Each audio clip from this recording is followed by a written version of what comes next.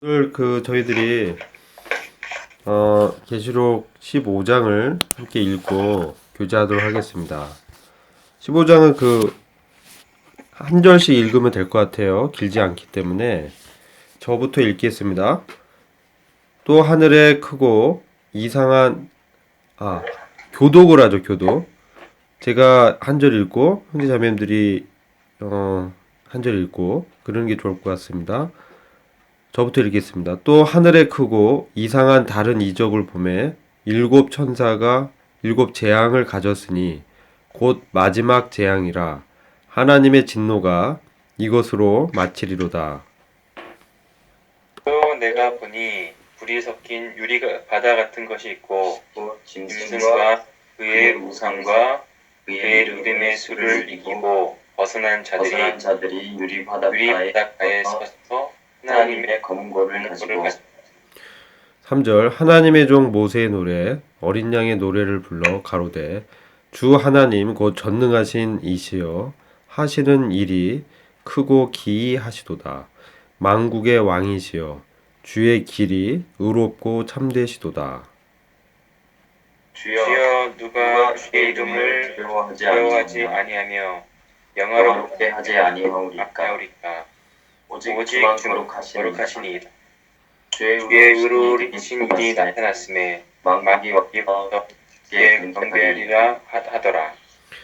또 2일 후에 내가 보니 하늘의 증거 장막의 성전이 열리며 일곱 재앙을 가진 일곱 천사가 성전으로부터 나와 맑고 빛난 세마포 옷을 입고 가슴에 금띠를 띠고 네 생물 중에 하나가 세세에 계신 하나님의 진노를 가득히 담은 금 대접 일곱을 그 일곱 천사에게 주니 하나님의 영광과 능력으로 말미암아 성전의 연기가 가득하매 일곱 천사의 일곱 재앙이 마치기까지는 성전에 들어갈 자가 없더라. 아멘. 아멘. 15장은 이 대접 심판에 대해서 직전에 하늘의 광경을 말씀하고 있습니다. 1절 한번 보시면요. 일곱 천사가 일곱 재앙을 가졌으니 이제 마지막 재앙이라고 말씀하고 있죠. 그래서 하나님의 이 진노가 이제 이 심판을 통해서 마칠 것을 이렇게 말씀하고 있습니다. 즉 이것은 하나님의 진노를 통해서 하나님께서 이 땅 가운데 의도하신 목적이 이게 있죠. 그 하나님의 심판의 목적이 성취되는 것을 말씀하고 있는 것입니다. 그래서 목표에 이르다 또는 결론에 이제 도달하다 이러한 말씀의 의미가 있고요. 2절을 보시면은 불이 섞인 유리 바다 같은 것을 이제 요한이 보게 됩니다. 저 교재에 보시면 이 불이 섞인 유리 바다에 대해서 제가 잠깐 이제 주석서 등을 참조해서 써놨는데요. 거기 잠시 제가 인용해서 보면요. 이 15장에서는 하나님의 일곱 대접의 심판의 마지막 재앙이 시작되기 전에 믿음을 지킨 자들, 곧 순교자들이 하늘의 보좌 앞에 있는 불로 뒤섞인 유리 바다 위에 서 있습니다. 이 유리 바다가 참 어떤 의미냐, 이거에 대해서 여러 계시록을 주의한 분들이 얘기를 하고 있는데요. 저희 모임의 이제 형제님들 중에 이제 견해를 이렇게 한번 보면은 먼저는 이제 이 불로 뒤섞여 있다. 이 불은 우리가 이제 성경에서 주로 이제 심판을 상징하고 있죠. 불로 이제 심판을 행하시는. 그래서 하나님의 거룩의 이 목적을 이루는 그런 심판을 상징합니다. 그리고 이제 바다라고 했을 때는 우리가 이 바다라고 하는 거는 파도가 출렁이고 심연의 깊은 그런 흑암이 있죠. 이 바닷속에 들어가면 이제 빛이 없죠. 그리고 안정되지 않은 상태. 뭔가 이제 불안하고 혼돈 가운데 있는 그럼 이제 일반적인 이제 바다의 모습이 그러한데 여기서 나타나는 바다는 일반적인 바다가 아니라 유리 바다와 같은 것을 보게 됩니다. 유리 바다. 그래서 이 바다가 이제 굳어져 있는 상태죠. 이 수정 같은 유리 바다다라고 4장에서는 이제 말씀하고 있는데요. 그래서 이 바다라는 것은 혼돈과 죄를 보통 상징합니다. 근데 유리바다라고 했을 때는 그러한 혼돈과 어떤 이 죄가 보여지는 이 땅의 어떤 상태를 하나님의 그 불이 섞인 심판. 그래서 하나님의 심판으로 말미암아 하나님의 의도하신 목적이 이루어지게 되니까 이 바다가 유리처럼 이렇게 굳어 있는 이런 이 형상을 나타낸다고 좀 보여지고요. 그렇다면은 이제 하나님의 목적이 무엇인가? 심판을 통해서 하나님의 목적이 달성된다라고 아까 1절을 저희가 같이 봤지 않습니까? 이로써 하나님의 진노가 맞춰지게 되는.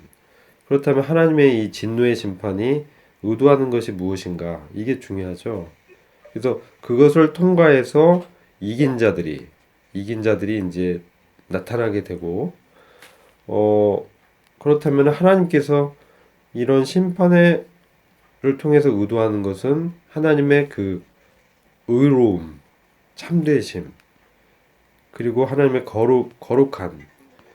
거룩하심 이런 목적이 이 진노의 심판을 통해서 나타나게 된다는 거죠. 그래서 그 목적을 이루게 되는 이제 저희가 이런 부분을 좀 이해하기 위해서 저희가 좀 생각해 볼 수 있는 것은 요한계시록의 그 다른 말씀을 좀 참조해서 보면은 이해하기가 좀 쉬울 것 같아요. 요한계시록 그 16장에 한번 보겠습니다. 16장 그 7절을 보시면요. 이렇게 기록되어 있습니다. 요한계시록 16장 7절 또 내가 들으니 제단이 말하기를 그러하다 주 하나님 곧 전능하신 이시여 심판하시는 것이 참되시고 의로우시도다 이렇게 말씀하고 있고요. 그리고 16장 5절에는 또 내가 들으니 물을 차지한 천사가 가로되 전에도 계셨고 지금도 계신 거룩하신 이여 이렇게 심판하시니 의로우시도다 이렇게 말씀하고 있습니다. 그래서 또 요한계시록 6장에서 저희가 그 제단 아래에서 순교자의 그 신혼의 목소리를 이렇게 들었지 않습니까? 그 요한계시록 6장 9절과 10절을 보면요. 다섯째 인을 떼실 때 내가 보니 하나님의 말씀과 저희의 가진 증거를 인하여 죽임을 당한 영혼들이 제단 아래에 있어 큰 소리로 불러 가로되 거룩하고 참되신 대주제여 땅에 거하는 자들을 심판하여 우리 피를 신원하여 주지 아니하시기를 어느 때까지 하시려나이까. 이렇게 이제 그 제단 아래 순교자의 영혼, 즉 순교자들이 하나님께 신원을 요청을 하는 것을 이렇게 보게 됩니다. 근데 그 신원을 어떻게 하냐? 그 심판을 통해서 하게 되는 거고, 이들은 이제 믿음이 있는데 그 믿음으로 말미암아 이 세상의 핍박과 또 어려움 가운데서 순교한 사람들입니다. 그래서 지금 하나님께 이제 신원을 요청하는 장면이고, 그리고 이제 16장을 아까 제가 읽었었는데 여기에서는 대접 심판을 이제 행해지는 장면이 16장입니다. 근데 셋째가 그 대접을 강과 물 근원에 소돔의 피가 되더라. 이게 16장 4절입니다. 셋째 세 번째 대접을 강과 물의 근원에 쏟았을 때 피가 되었을 때 아까 제가 이제 읽었던 바와 같이 16장 5절에서 이 거룩하신 여 이렇게 심판하시니 의로우시도다. 그래서 이 심판을 통해서 하나님의 이 사람들을 이 순교시킨, 죽인 그런 이 세상에 대해서 하나님의 이 거룩하심과 의로우심을 증명하는 것이죠. 만약 이제 심판이 없다면 하나님의 그 의로우심과 거룩하심을 믿고 하나님 말씀 믿고 순교한 사람들에 대해서 하나님께서 그거에 대한 신원을 하지 않으신 거죠. 그것은 이제 이 신원을 하심으로 말미암아서 그들이 믿었던 이 신앙이 바로 의롭다. 그리고 그들이 믿고 있는 주님이 거룩하신 분이시고 이것을 통해서 하나님의 의로우심이 이렇게 나타난다는 것은 바로 순교자를 죽인 이 세상은 불의하고 불경건하며 거룩하지 않음을 반증하는 것이죠. 그래서 이 심판의 의미가 아주 중요합니다. 그래서 결국은 하나님께서 우리가 베드로 후서에서 보시면은 왜 하나님의 주님의 재림이 이와 같이 더디게 일어나느냐. 그 베드로후서 3장을 보시면은 더 많은 사람들이 회개에 이르게 하게 하시기 위해서 주님이 지금까지 재림하지 않고 계시다. 그러나 주님은 반드시 오셔서 이 세상을 심판하실 것을 이렇게 기록하고 있지 않습니까? 지금 이제 심판이 행해지는 이제 마지막 단계에서 바로 그 직전 대접 심판에 이르기 직전에 이제 이 말씀이 있는 것이거든요. 그래서 이 유리바다, 불이 뒤섞인 유리바다에 서 있는 이 하나님의 사람들의 이 모습을 이렇게 저희가 이게 보게 되는 것이죠. 그리고 아까 제가 읽어드렸던 요한계시록 6장 9절과 10절, 또 요한계시록 16장 4절부터 7절 이런 말씀을 통해서 봤을 때 하나님의 의로움과 거룩하심이 바로 이 심판을 통해서 증명되고 나타난다. 그리고 그 목적을 이루는 이것을 이제 저희들에게 교훈해 주고 있다고 우리가 볼 수가 있죠. 그리고 이제 2절 쭉 계속해서 보면 그 불로 뒤섞인 이 유리바다 같은 그 유리바다의 위에 이긴 자들이 지금 그 하프로 영어로는 이제 하프로 되어 있고요. 우리 개역 성경에 이제 검은고 뭐 악기를 들고 주님을 이제 경배하기 위해서 찬양하기 위해서 지금 유리 바다 위에 서 있는 것을 보게 됩니다. 일반적인 바다라면은 서 있을 수 없죠. 근데 지금은 하나님의 그 거룩과 의로움이 불로 뒤섞인 즉 심판을 통해서 그 목적이 이루어지게 되고 그리고 그러한 과정을 통과해서 이 땅에서 하나님의 의로움과 거룩하심을 순교를 통해서 증거한 이 이긴 자들이 지금 서 있는 것입니다. 근데 특별히 이제 구체적으로는 여기에 이제 짐승과 그의 우상과 그의 표와 그의 이름의 숫자에 대하여 이겼다라고 말씀하고 있죠. 이것은 바로 그들이 이 세상의 이 짐승은 이제 적그리스도적인 존재잖아요. 그리고 그의 우상, 그 표, 이 666이죠. 그 이름의 숫자. 666은 이 인간의 숫자죠. 가장 불완전한 7은 하나님의 숫자, 완전수입니다. 그래서 666은 인간의 불완전함을 이렇게 드러내고 있는 숫자죠. 그것이 이제 세 개가 이렇게 모여 있는 것인데, 그래서 이 죄를 이제 상징하고 짐승의 표고, 그리고 이 불완전한 인간이 어떻게 나타나는지 그들의 마지막을 이제 우리가 볼 수가 있는 거죠. 이 인간들이 결국은 하나님에 대해서 이제 대적하면서 그들의 그 욕망과 죄를 이 형상화한 이 짐승의 우상에 절을 하게 되는 거죠. 근데 이 이긴 자들은 그것을 거절한 것입니다. 거절하고 결국은 급기야 이제 순교를 당한 거죠. 순교한 이런 사람들이 이제 여기 기록돼 있고요. 그런 측면에서 이 사람들은 이겼다라고 이렇게 표현하고 있습니다. 그래서 하나님의 그 말씀은 정밀하기 때문에 이 세상의 가치관에서 봤을 때는 이들은 비참하고 세상에서 버려지고 그리고 이해할 수 없는 별종들이었죠.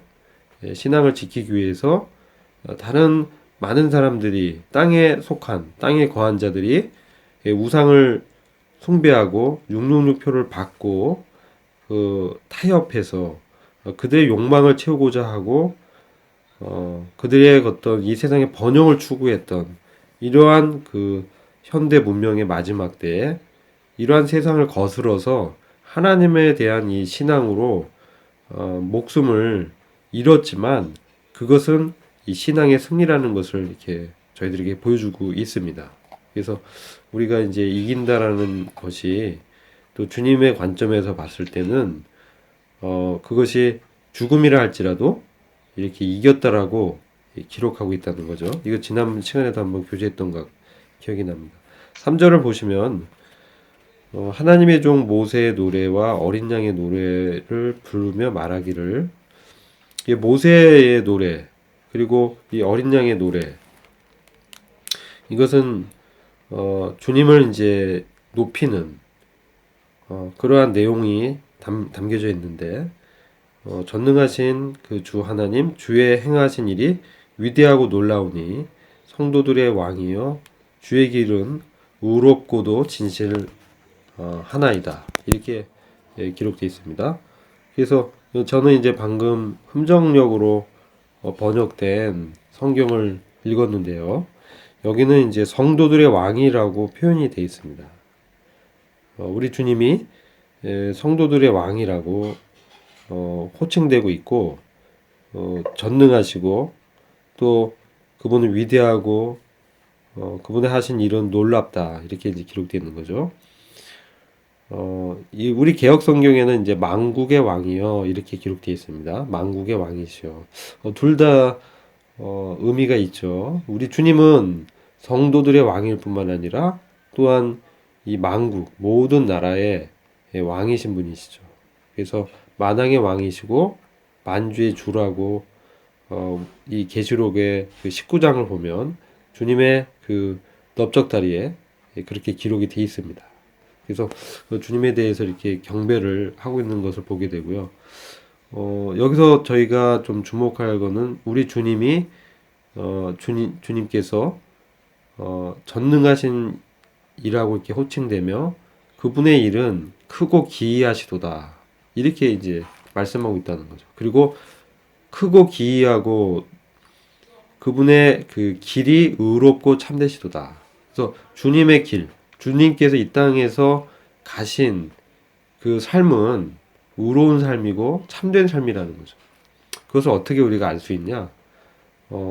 입증이 됐느냐? 그것은 주님이 부활하시고 지금 재림하실 때는 이와 같이 만왕의 왕으로 성도들의 왕으로 이렇게 다시 오시는 그리고 심판을 행하셔서 성도들의 이 억울함을 신원해 주시고 또 하나님의 이 거룩과 참되심을 증명하는 그게 바로 심판의 목적이라고 말씀드렸잖아요. 그것을 이제 찬양하고 있는 것이죠. 그래서 이 주님의 하신 일은 너무나도 크고 기이하다라고 말씀하고 있다는 거예요. 그러니까 이거는 우리가 더 깊이 묵상하고 생각해 볼 필요가 있는 부분이라고 보여집니다. 왜 주님의 어떤 크고 기이하심이 어떻게 나타나고 있을까? 아까 이제 계시록 6장에서는 그 순교자의 영혼이 제단 아래에서 하나님께 이제 그들의 원수를 갚아달라고 신원했지 않습니까? 근데 보면요, 성도들이 이 땅에서 살아갈 때 사실상 이 세상은 이제 우리를 성도를 어느 선까지는 용납하지만 결정적으로 주님에 관한 부분과 우리 신앙에 대해서는 거절을 하고 있습니다. 왜냐하면 그들은 예수님이 그냥 사람이라고 생각하고 부활하지 않았다고 믿고 있기 때문에, 불신하고 있기 때문에 어 이제 그들이 봤을 때는 우리가 세상에 속하지 않은 자들이죠. 그 세상의 가치관대로 따라서 가는 것이 아니라 그것을 거슬러서 믿음으로 살다가 보면은 우리가 이해할 수 없는 어떤 어려움들을 당하게 됩니다. 우리가 그런 것들을 이제 경험을 많이 하게 되잖아요. 근데 그 순간에 이것은 이제 이 1번 문제 또 2번 문제 다 상관이 돼 있는데요. 이 세상에서 이게 우리가 당하는 이 고난이면 고난이라고 할 수 있죠. 그 어려움들, 그 다음에 시험과 또 환경의 이러한 그 어려움들, 이런 것들을 이제 저희가 통과하게 되는데, 그런데 이제 로마서 말씀을 보면요. 로마서 말씀을 보면은 원수를 갚지 말라고 또 말씀하고 있단 말이에요. 원수 갚지 말고 오히려 선으로 악을 이길 것을 말씀하고 있습니다. 이게 참 이제 어려운 부분이잖아요. 그렇지 않습니까? 형제 자매님들 어떻게 생각하세요? 우리가 신앙생활하다 보면은 이와 같이 어려운 일들이 있어요. 억울한 일들, 그리고 이 당하고 이 세상은 왜 이렇게 그리스도인들을 인정하지 않을까 이런 생각도 하게 되고, 그리고 이 세상에서 어떤 출세를 하려면 참 그들과 이 마음을 같이 해서 어, 해야 되는데 그럴 수 없잖아요.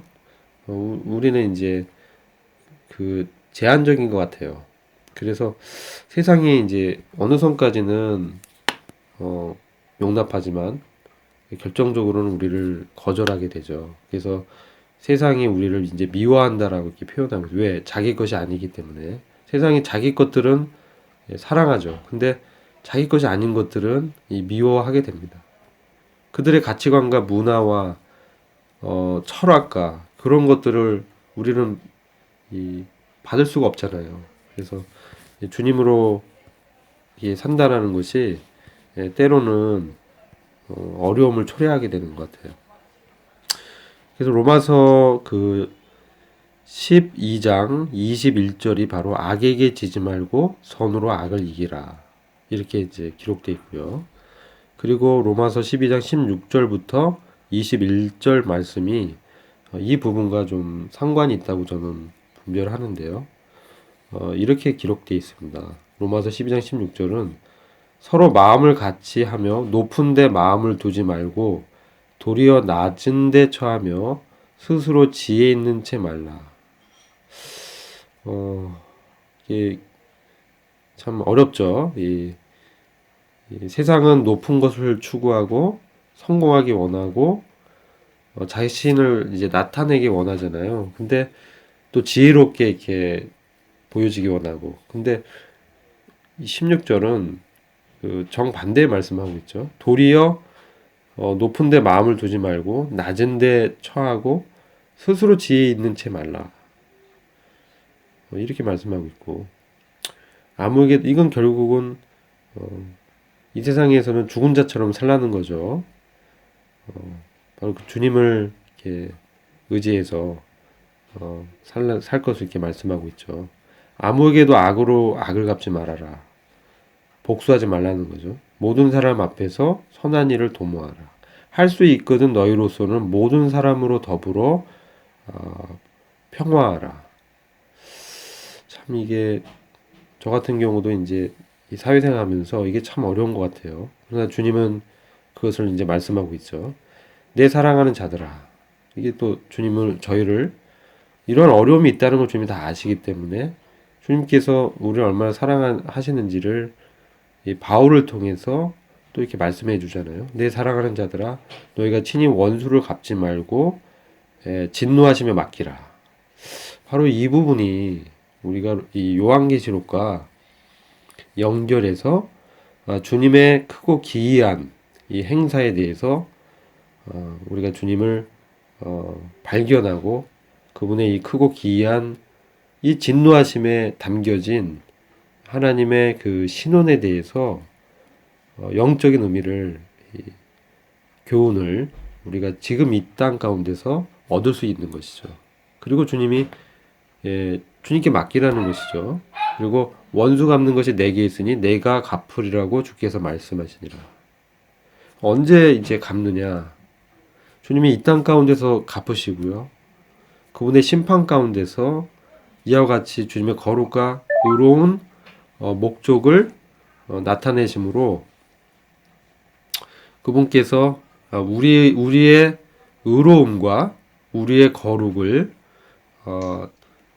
대신 이렇게 증거해 주시는 거죠. 우리의 죽음이 우리가 이 땅 가운데서 죽은 자처럼 산 우리의 죽음이 그리스도의 죽음에 동참한 우리의 죽음과 같은 삶이 정말 참되고 의롭다라는 것을 바로 주님께서 심판으로 증명해 주시는 것이죠. 그래서 이것은 크고 기이하다라고 바울이 얘기하고 있다는 것입니다. 그리고 요한도 그것을 기록하고 있는 것이죠. 원수가 줄이거든 먹이고 목마르거든 마시우라. 이럴 수 없죠. 원수한테 어떻게 이럴 수 있어요? 근데 주님이 이것을 말씀하고 있다는 거죠. 왜 그럴 수 있느냐? 그것은 하나님의 그 진노에 맡기라는 거죠. 주님이 갚아주겠다. 주님이 원수도 갚아주고 주님께서 말씀하신 악에게 지지 말고 선으로 악을 이길 때 우리는 주님으로부터 이에 대한 보상을 받게 될 것이죠. 그리고 주님의 이것을 다 해결해 주리라고 이제 믿음을 가질 수 있는 것이죠. 이것이 이 땅 가운데서도 주님이 이것을 해결해 주시고 그리고 우리의 그 옳음을 나타내 주시는 것을 이제 경험하게 됩니다. 그리고 그분의 나라에서도 마땅히 그러하시고 지금 사는 우리의 삶 가운데서도 주님의 이 크고 기이한 이 신원의 이 개입, 하나님의 개입은 이 성도의 삶 가운데 우리의 억울함을 주님께서 이렇게 풀어주시고 우리 하나님께서 이제 의롭고 거룩하심을 이 성도들의 이와 같이 하나님께 맡기는 이 믿음을 통해서 악에게 지지 않고 선으로 악을 이기는 이 믿음의 삶을 통해서 이 원수와 같은 이 세상 우리를 용납하지 않고 고난과 어려움을 주는 이 원수와 같은 이 세상에 이 사람들에게 그 머리에 이 숯불을 오히려 쌓는다. 이것은 이제 선행을 그들한테 쌓는다는 얘기죠. 그래서 이제 결국은 하나님께서 이것을 다 갚아주실 것이다.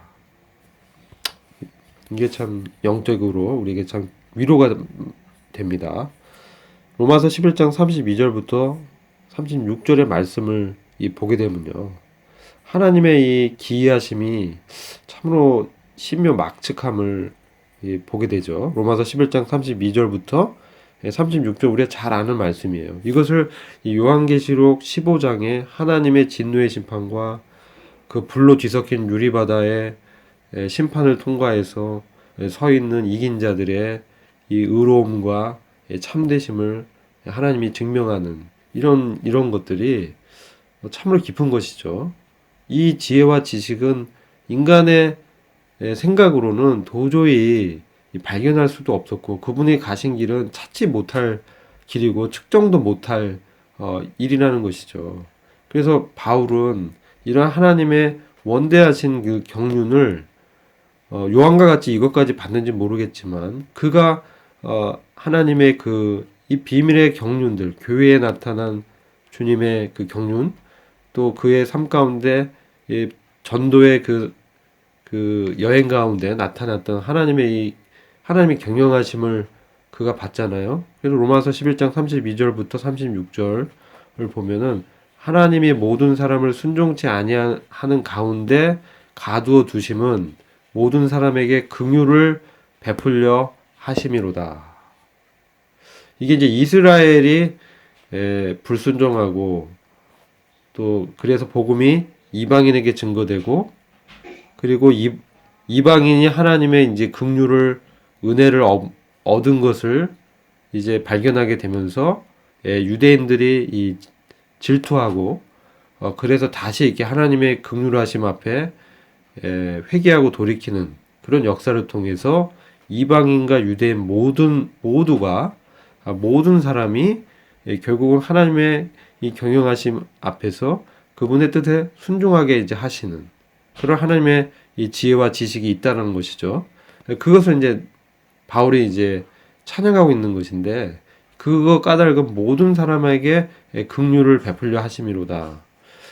그래서 깊도다 하나님의 지혜와 지식에 부유하며 그의 판단은 측량치 못할 것이며 그의 길은 찾지 못할 것이로다.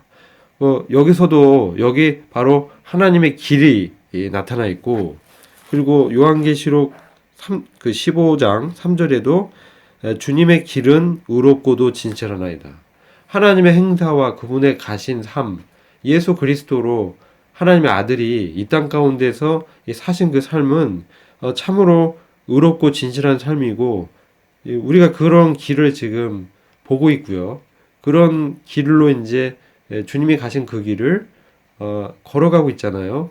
이러한 이 과정에서 우리가 그분을 더 알게 되는 거죠. 그분이 어떤 분인지, 그분의 크고 기이한 일이 어떤 것인지 참으로 깊은 일이죠.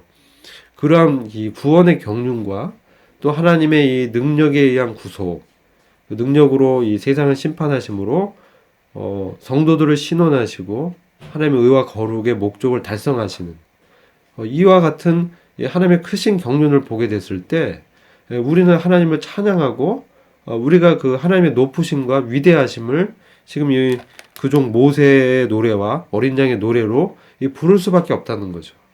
그래서 이 하나님께 신뢰를 두고 이 땅 가운데서 비록 우리가 세상의 그 가치 기준으로 성공은 못하고 소외되고 또 우리가 참으로 이렇게 결국 나타나지 못하고 드러나지 못한다 할지라도 하나님께서 우리 기억하시고 그분의 그 경륜 가운데서 갚아주신다는 겁니다. 그것이 바로 여기서는 하나님의 진노의 심판의 모습으로 나타나고 이 성도는 그와 구속받은 성도는 의로운 자로 주님을 이렇게 찬양하면서 유리바다 위에서 경배하고 있는 것으로 이렇게 나타나고 있죠. 참 놀라우신 주님을 이렇게 우리가 보게 되고요.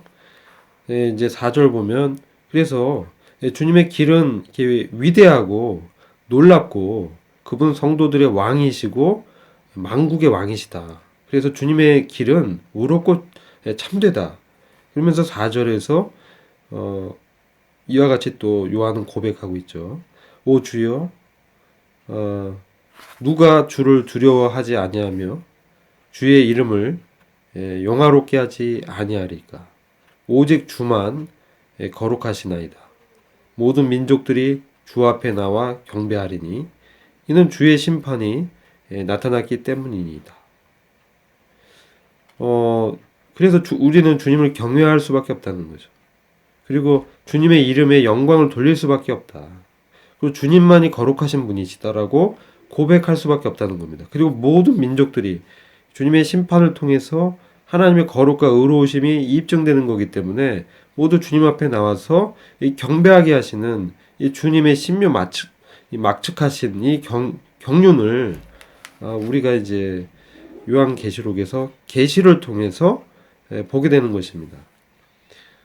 이렇게 이제 이 찬양이 이렇게 마치고 5절을 보면 이후에 내가 보니 보라 하늘에 있는 증거의 성막에 성전이 열리며 이건 아주 하늘의 지성소 깊은 곳을 말씀하고 있는 것이죠. 그리고 여기서 그 심판의 시작이 바로 하나님의 지성소 깊은 곳에서 심판이 시작된다라는 것을 보게 됩니다. 그래서 하나님의 심중의 깊은 곳에서 하나님의 그 영의 내밀한 그곳에서 하나님께서 지금까지 심판을 이렇게 유보하고 참으시면서 모든 민족들이 하나님께로 돌이키고 구원 얻기를 기다리고 계시다가 이제 급기야 그 때가 되었을 때 하나님께서 주님의 심판을 나타내심으로 그분의 거룩과 영광을 계시하시는 겁니다. 그래서 지금 이 말씀이 이렇게 장면이 다시 하늘로 비춰지고 있죠. 그리고 6절 보면 일곱 천사가 성전에서 나오는데 하늘의 성전에서 일곱 천사가 나오는데 일곱 재앙을 가졌으며 정결하고 흰 세마포를 입고 그들의 가슴에는 금띠를 둘렀더라. 바로 이 일곱 천사가 얼마나 거룩하고 또 존귀한 존재인가. 하나님의 심판을 대리해서 지금 행사하는 거기 때문에 이러한 이 높으신 하나님의 그 성전에서 이와 같이 이렇게 나오는 그 심판을 어떤 심판을 할지를 받아서 나오는 그 장면을 묘사하는데 아주 정결하고 흰 세마포를 입었다라고 하고 있고요. 또 가슴엔 금띠를 둘렀다고 하죠. 금띠는 아주 존귀한 신분을 상징합니다. 정결하고 흰 세마포는 의로움을 상징하는 거죠. 그래서 하나님의 심판은 이와 같이 의롭고 또 존귀한 하나님으로부터 나오는 것임을 이렇게 보게 되죠. 7절 보면은 내 생물 가운데 하나가 영원 무궁토록 살아계신 하나님의 진노로 가득 찬 일곱 금 대접을 일곱 천사에게 주니. 그래서 이제 결국 대접 심판을 이제 행하게 되므로 마지막 진노의 심판이 이제 맞춰지게 되는 것이죠. 바로 그 직전에 장면을 이렇게 보여주고 있는 것입니다. 8절 보시면 성전이 하나님의 영광과 그의 권세로부터 나오는 연기로 가득 차서 일곱 천사의 일곱 재앙이 끝나기까지는 아무도 성전에 들어갈 수 없더라. 그래서 이 성전이 하나님의 영광과 권세로부터 나오는 그 쉐키나의 그 영광의 스러운 임재로 꽉 찼다는 거예요. 그리고 하나님의 권세가 그로부터 나오는데 아무도 이 일곱 대접 심판이 끝날 때까지 성전에 들어갈 수 없습니다. 계속해서 하나님의 심판에 이렇게 행해지는 가운데 있다는 것이죠. 누구도 이 하나님의 심판을 중도에 중단시킬 수 없다는 거예요. 여기까지 이제 15장의 내용이고 이제 16장은 자세한 일곱 대접 심판의 내용들이 이렇게 기록되어 있습니다. 그것은 다음 시간에 저희가 하고요. 오늘 이제 나머지 문제를 같이 푸는데요. 1번 문제 보시면 계시록 15장 2절에 이기는 자들은 어떤 자들입니까? 그래서 이기는 자들은 어떤 저희가 한번 같이 생각해 봐야 되죠. 참고 구절들이 있고요. 2번은 모든 만물이 주님을 경외하고 영광을 돌려야 하는 이유는 무엇입니까? 두 문제. 짧지만 굉장히 깊은 영적인 의미가 또 교훈이 담겨 있습니다. 그래서 포로 오신 분 계시면 한번 같이 나눠 주셨으면 좋겠습니다.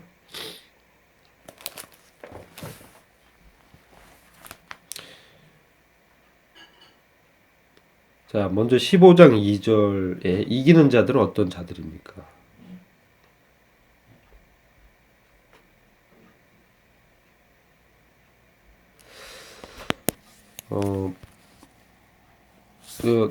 못 풀어주셨으면은 같이 풀어야죠.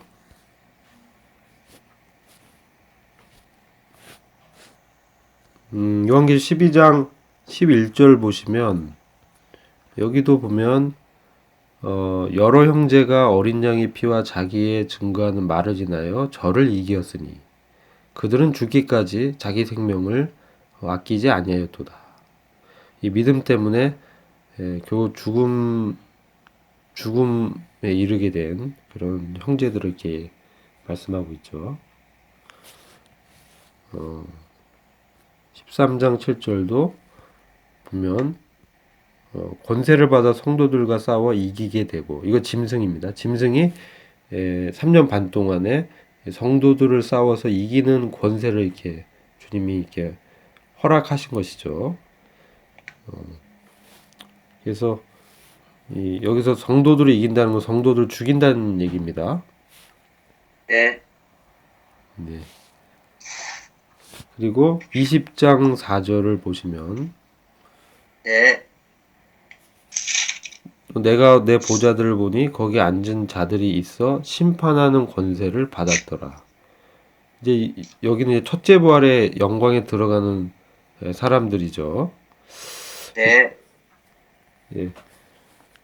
그러면 1번에 보시면은 이 이기는 자들은 어떤 자들이라고 우리가 얘기할 수 있는가요? 이게 이제 질문이죠. 네. 네, 진호 형제님 어떻게 생각하세요? 저는 요 말씀에 있는 걸 그냥 1번, 2번, 3번, 4번 이렇게 제가 정해서 네, 첫 번째는 죽임을 당한 어린 양의 생명책에 기록된 자들이 이긴 자들이라고 생각하고요. 네, 네, 두 번째는 자기의 생명을 아끼지 않고 어린 양이신 주님의 피와 주님의 증거로 삶을 삼은 자들. 네, 그리고 세 번째는 하나님의 말씀으로 인해 못배임을 받은 자들. 네, 네 번째는 짐승과 우상에게 경배하지도 아니한 자들. 제가 이렇게 말씀에서 찾아봤거든요. 네, 네, 어떠신지요? 네, 네. 뭐 정확하게 그 말씀을 적시해 주신 거죠.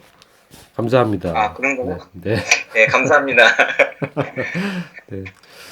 어, 우리가 이제 이기는 자에 대해서 많이 요한계시록에 얘기하고 있어요.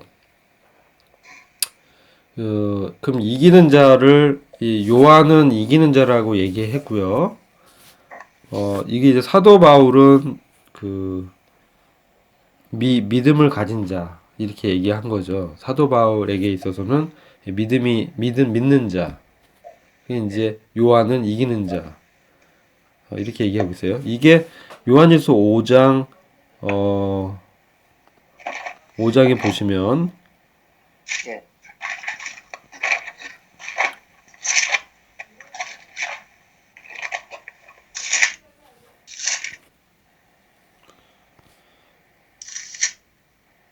사절이죠 4절, 5절이 이제 여기 세상을 이긴 이김에 대해서 말씀하고 있죠. 이게 우리의 믿음이다.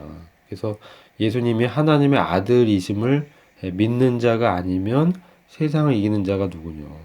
그래서 이기는 자는 바로 믿는 자다라고 이렇게 우리가 요약해서는 말씀하고 있고 말씀할 수 있고 아까 그 여러 구절을 통해서 이기는 자들이 어떤 자들이라는 것을 이렇게 믿음으로 어떤 측면에서 구체적으로 이겼는지 이게 이제 우리가 얘기할 수 있고요. 15장 2절은 특별히 이렇게 우상에게 절하지 않고 타협하지 않은 그런 믿음 가진 사람들인데 어떻습니까? 그 형제자매님들 우리가 이제 우리가 믿음이 있잖아요. 그죠?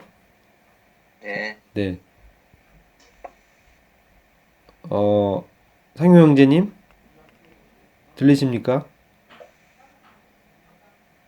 네, 선생님 듣고 네, 있습니다. 네, 예, 예. 그래서 우리가 이기는 자라고 우리가 얘기할 수 있잖아요.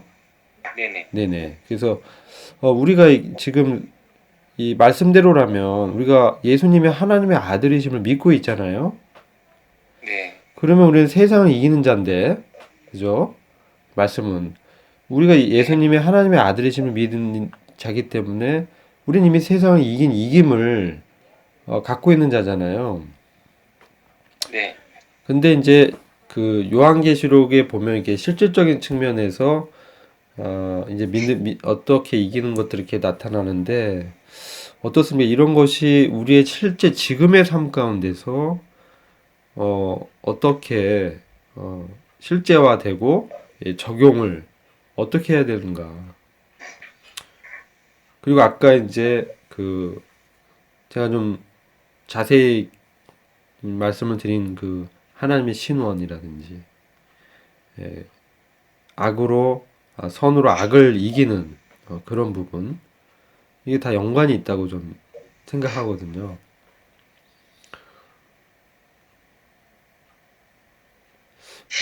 네, 어떻게 하면 우리가 이러한 이기는 믿음으로 살 수 있을까?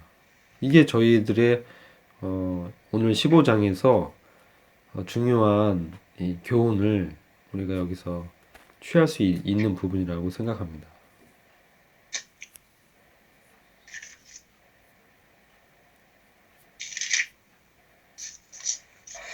그 말씀에서 이제 이기는 자라는 건 참, 하나는 이제 우리가 그 원래 태생적으로 네네. 주님 안에서 거듭나서 태생적으로 이기는 자가 되었다. 그러니까 근본적으로 이제 우리는 이제 이기는 자라고 하는 이 족속들이 되었는데, 우리의 삶 속에서 우리가 이겨야만 하는 이제 의무가 있는 이러한 자들이라고 하는 생각이 들어요.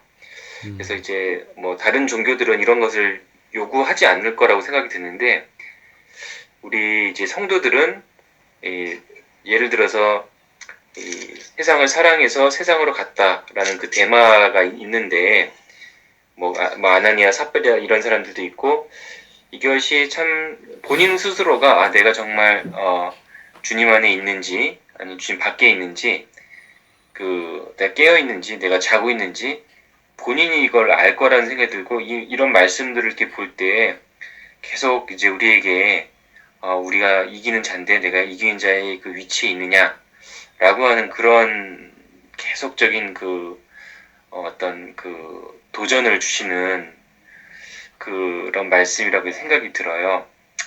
그래서 이제 저는 이제 이 말씀 보면서 내가 이기는 자라고 했지만은 내가 정말 지금 이겼냐 졌냐라고 하는 이런 어떤 거에 대해서는 또 사실은 본인 스스로가 지킨지 잘 알 수가 있고, 그렇게 이제 주님께서 저희들에게 도전을 주시는 그런 말씀이 아닌가 이렇게 생각이 듭니다. 네네.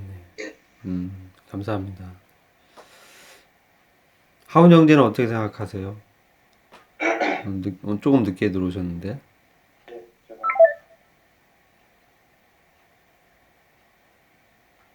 일단 저는 이기는 자들이라는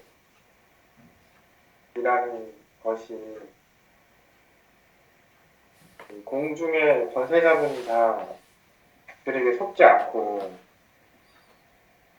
또 그들이 주는 어떤 그 유혹과 또 어떤 어려움들에 굴복하지 않고 정말로 이 세상의 주인을 바라보면서 끝까지 인내와 순종으로 주님의 오심을 기다리는, 그리고 그 결과 주님을 만나게 되는 자들이 이기는 자들이라고 저는 생각을 하고 있고요. 이 만국의 참 왕이시고 정말 의롭고 참되신 분이 우리 주님이시기 때문에,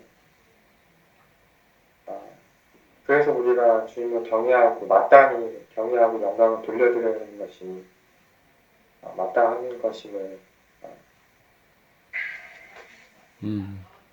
그렇게 생각을 하고 있습니다.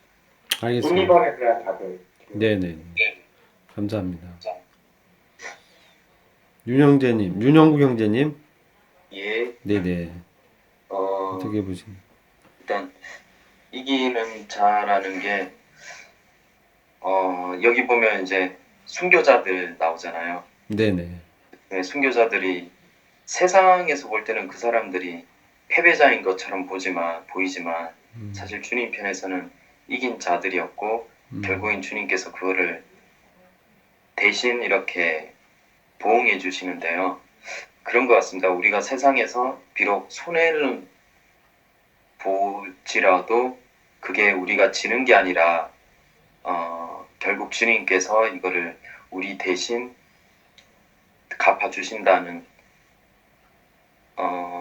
그런 측면에서 봤을 때 우리가 이긴 자라고 생각되거든요. 세상에서는 예를 들어서 내가 누구한테 이렇게 손해를 보면 인간적인 마음으로는 복수하고 싶고 그런 생각이 들지만, 결국은 주님께서 그걸 다 내 대신 다 갚아주신다고 이렇게 믿고 있고요. 또 이 말씀에서처럼 이렇게 주님께서 심판을 통해서 그 모든 것을 다 순교자들의 그 지킨 믿음을 다 갚아주셨잖아요. 그런 것처럼 우리 이기는 자들이 이긴다는 게 그런 것 같습니다. 세상에서 손해를 보더라도 주님께서 우리 대신 그걸 다 갚아주신다라는 그런 믿음인 것 같습니다. 네. 그러니까 사실 이제 이러한 그 문제는 굉장히 좀 실질적인 부분인데 참 우리가 신부는 이제 이기는 자라는 걸 아는데 우리가 이제 상태적으로 이기는 이 믿음으로 이제 살고 있는가 좀 이렇게 돌이켜 봐서 좀 우리가 그것 때문에 뭐 정죄 당하고 낙심할 필요는 없고요. 결국 하나님의 큰 경륜 가운데서 하나님께서 신원하시고 또 이러한 그 어려움을 통과하게 하심으로 결국은 하나님께서 얼마나 의로우시고 참되시며 또 거룩하신 분인가 이것을 이제 교훈받게 하시는 것 같아요. 그래서 우리가 실패를 좀 두려워하지 말고 하나님께서 결국은 우리를 그 유리바다 위에 이 성도들과 같이 이 순교자들과 같이 우리가 20장 4절 보면은 그 24장로들이 계시록 20장 4절 보시면 24장로들이 심판하는 이 권세를 받아서 다스리는 사람으로 이렇게 나타나잖아요. 그래서 저희들 또한 참 지금 우리의 연약한 모습에 낙담이 되고 어찌 우리가 이러한 이기는 자라고 할 수 있겠는가 이렇게 생각할 수 있겠지만 우리의 믿음의 그 눈으로 봤을 땐 우리가 예수님이 부활하셔서 하나님의 아들이심을 이제 믿는다는 것은 결국은 우리의 믿음이 바로 세상을 이긴 이김이고 그게 바로 이제 이기는 자로 살아갈 수 있는 근본이 되는 것 같아요. 그래서 결국은 그러한 세상을 이기신 주님이 우리 안에 거하시기 때문에 우리가 그 주님께 우리의 권리를 양도하고 주님과 함께 동행하면 마땅하게 이러한 삶이 나타날 것이라는 거죠. 그래서 우리가 그런 부분을 교제하고 또 우리의 그 연약함을 주님 앞에 내려놓으면서 이러한 신앙의 이게 지금 계시의 눈으로 우리가 보는 거잖아요. 아직 이 미래적인 사건인데 주님이 기록해 놓으신 거잖아요. 우리에게 이러한 신앙의 모습이 지금 현재의 삶 가운데서 이러한 신앙의 모습을 우리 안에서 주님께서 나타내시기를 이렇게 원하시고 이 하나님의 아들들의 삶을 살기 원하시는 것이죠. 두리자매님 어떠십니까? 네. 네. 1번이요? 뭐 1번, 2번 뭐 같이 얘기하시면 저도 실제적 삶에서 생활 가운데에서 그리스도인처럼 살고 있는가, 네. 그 세상을 이긴 것은 우리의 믿음이라 하셨는데, 네. 그렇게 그 믿음대로, 믿음으로 모든 이제 행동이 믿음 안에서 이렇게 이루어지고 있는가, 사소한 것에서도, 네. 그래서 그리스도인으로서 살고 있는가, 이렇게 약간 물어보게 되었고요. 네. 그랬을 때, 하나하나 완전히 하지는 못하지만, 그 믿음 안에서 행하는 가운데 있을 때, 승리의 기쁨도 느낄 수 있고, 또 주님 안에서 하나씩 주님을 알아가는 그런 시간이 되지 않나. 그래서 그러한 이기는 자들을 또 주님께서 칭찬하시고 격려하시고 위로하신다라는 것을 생각할 때 감사가 되었습니다. 예, 예. 어떤 이게 또 또 교제하실 분이 있으면 마지막으로 좀 해주시고 짧게 해주시고 시간을 저는 좀 짧게 좀 할게요. 네네. 이렇게 그 2절에 보면은요, 네. 2가 있잖아요. 2에 보면은 주님을 경외하고 영광을 돌려야 하는 이유가 뭘까? 제가 또 이렇게 또 생각을 해봤어요. 네, 2번 문제. 네. 예, 내 삶 속에서도 이와 같이 있지만은 그 고린도서 말씀 2장에 보면은 네.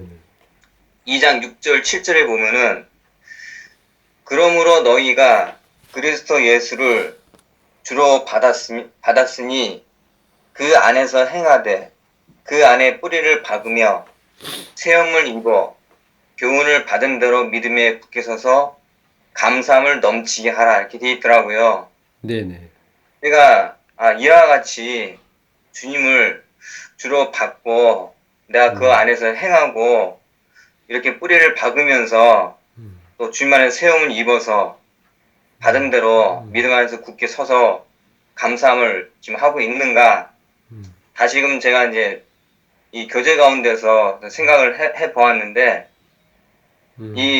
저도 이렇게 생활하면서 오늘 그 만나는 사람들한테 주님 것을 이렇게 줬는데도 그 세상 사람들은 안 받는 것을 많이 저에게 보이더라고요. 네네.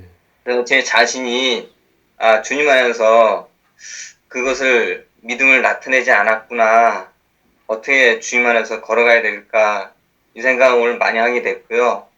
네네. 제가 더 주님을 더욱더 이제 주님 안에서 주님이 주시는 대로 제 의가 아닌 주님의 말씀대로 이렇게 걸어가면은 주님께서 그 영혼들에게도 이렇게 또 주시고 제가 또 그 가운데서 이기는 자로 주님께서 세워주시지 않을까 이런 마음을 또 생각이 들어가지고 말씀을 드립니다. 이상입니다. 네, 감사합니다. 오늘 그 이기는 자에 대해서 또 봤고요. 하나님의 신원에 대해서 좀 교제했고요. 또 왜 우리가 그 만물이 주님을 경외하고 영광을 돌려야 해야 하냐. 또 그런 부분도 그리스도가 예수 그 주님이시기 때문에 그렇다. 이렇게 이제 우리가 말할 수 있겠죠. 형제님, 저기 네. 질문도 제가 있는데, 네네네. 조금 길어질지 모르겠는데, 저희가 계시록 이제 전반적으로 보면은, 전반적으로 이렇게, 주님께서, 형벌을, 내리시고, 심판을, 하시고, 이런 부분에 대해서, 네. 대체적으로, 그 성도들이 이제 고난을 당한 것을 하나님께서 신원해 주시는 어떤 그런 관점에서 저희들이 계속 이제 나누고 있는데, 제 마음 가운데 드는 게 어떤 생각이 들었냐면은, 사실 이제 하나님의 아드님을 보내셔가지고, 네. 그 아드님이 사람들을 위해서도 오셨지만은, 우리 주님이 그 십자가라고 하는 것이 사람들의 말하자면 이제 그 거역한 어떤 그런 그 모습이잖아요. 네. 정말 하나님을 거절하고 거역한 모습인데, 어떤 심판의 이 계시록에 나오는 그 심판들이 우리 주님을 거역한 거에 대한 어떤 벌로서는 나와 있지 않은 것 같아요. 그런 느낌을 제가 거의 못 받고. 근데 이제 하나님의 입장에서는 사실 그 아드님에 대한 그 사람들의 그 잘못한 그런 태도에 대해서도 네. 좀 심판을 해야 되지 않을까 이런 생각이 좀 들더라고요. 네. 아니 보면 이제 결국은 하나님을 그렇죠. 네. 그러니까 성도들을 여기 우리 입장에서는 이 세상에 이제 저는 이런 측면을 봐요. 이제 성도들의 그 고난과 어려움을 주님이 어떻게 보시는가? 이것은 이제 결국은 바울이 이제 그리스도인을 잡아서 핍박하고 넘길 때 감옥에 넘기고 또 죽음에 이렇게 넘겼잖아요. 이제 그랬을 때 우리 주님께서 바울에게 나타나셔서 누이시나이까 했을 때 우리 주님께서 네가 핍박하는 예수라고 이렇게 말씀하시잖아요. 그래서 주님은 이 성도들은 우리는 주님을 위해서 우리가 어떤 핍박을 받고 뭐 이런 개념이 없을 수도 있지만 주님은 우리가 동일시 여기신다는 거죠. 그래서 결국은 성도들을 대적하는 것은 성도들을 핍박하는 것은 사실상 주님을 핍박하고 주님을 대적하는 이렇게 이제 볼 수가 있고 그래서 이 요한계시록에도 보면은 이 마귀가 결국은 또 불신자들이 이제 나중에 이제 16장 이제 가게 되면은 이러한 심판 가운데서도 회개하지 않고 하나님의 이름을 회방하고 모독하는 이 사람들이 있거든요. 이게 이 16장 9절을 보면은 재앙들을 행하는 권세를 가지신 하나님의 이름을 회방하며 또 회개하며 영광을 주께 돌리지 아니하더라. 그래서 그리고 또 아픈 것과 종기로 인하여 하늘의 하나님을 회방하고 저의 행위를 회개치 아니하더라. 그래서 결국은 이 세상은 하나님과 성도들을 회방하고 모독하면서 결국은 자기들의 행위를 회개치 않은 거에 대한 심판을 당하는 거죠. 그리고 그것은 이 사람들이 하나님을 대적하고 성도를 핍박한 거에 대한 신원이고 우리 편에서는 하나님의 입장에서는 진노의 심판이고 심판을 통해서 하나님의 거룩이 나타내고 하나님의 의로우심이 증명되는 거죠. 나타나는 거죠. 하나님 옳다는 게 계시되는 거죠. 그래서 여기서 주님의 어떠하심이 나타나면서 여기서 이제 두려워하고 경외의 대상. 그래서 하나님의 심판은 이제 주님은 바로 경외해야 할 주님이시다.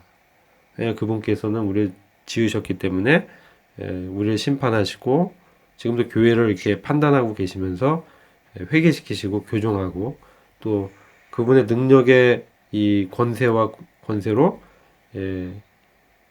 마지막 때에 이 믿는 자들 이렇게 구속하신 것을 완성하잖아요. 그 완성이 바로 세상을 심판함으로 완성하는 거죠. 그래서 그리고 16장, 17장, 18장 가면은 이 심판의 그리고 아까 형제님이 말씀하신 바로 그 진노의 심판의 측면, 재앙, 그리고 회개하지 않는 것, 사람들에 대한 하나님의 그 엄유하신 진노의 심판이 이렇게 쭉 기록되고, 그 다음에 이제 마지막에 이제 바벨론의 이 멸망으로, 또 마귀의 이 멸망으로 종결이 되죠. 그래서 결국은 이제 제가 말씀드린 것은 하나님의 그런 거룩하심 안에서 우리와 같은 자들을 주님과 동일시 여기셔 주시는 그걸 통해서 우리가 지금 이 땅 가운데 위로를 얻고 그리고 그것을 심판하실 분이라는 것을 우리가 잊으면 안 되는 거죠. 그래서 복음에서 이제 심판하시는 주님을 복음을 증거할 때 하나님의 심판에 대해서 불신자들에 대한 하나님의 엄유하신 심판의 모습을 우리가 이제 증거해야 되는 거죠. 대답이 되는 거죠. 선생님 말씀 가운데서 네, 이 동일시라는 말씀이 참 좋았고요. 네, 이건 역시 이제 우리 주님께서도 그 요한복음 16장에 내가 세상을 이겼다 이렇게 이겼다라고 이제 말씀하신 게 역시 우리들이 이김에 대해서 또 동일하게 주님이 먼저 이렇게 이기셨기 때문에 또 우리도 이길 수 있는 자들이라고 하는 거 또 동일한 그 동일시가 또 이렇게 느껴지네요. 네. 고맙습니다, 형님. 네. 그래서 감사합니다. 네, 결국은 이제 우리는 우리의 승리는 이 믿음에 있고, 그것은 이제 그리스도의 믿음이고, 그리스도 안에 있을 때만 그 승리를 우리가 믿음으로 취하면서 이제 넉넉해질 수 있는 거죠. 우리 마음이 주님이 이기셨기 때문에 세상이 우리를 핍박해도 결론적으로 우리는 이기는 자로 이제 최후 승리를 우리가 이제 얻게 되는 것이죠. 하여튼 오늘은 제가 좀 교재를 많이 한 것 같고요. 다음 주에 이제 16장인데요. 16장 또 이제 중요합니다. 중요하니까 한번 풀어보시고 같이 한번 교제했으면 좋겠습니다. 우리 형제님들 중에서 기도해 주시고 오늘 시간을 마치도록 하겠습니다.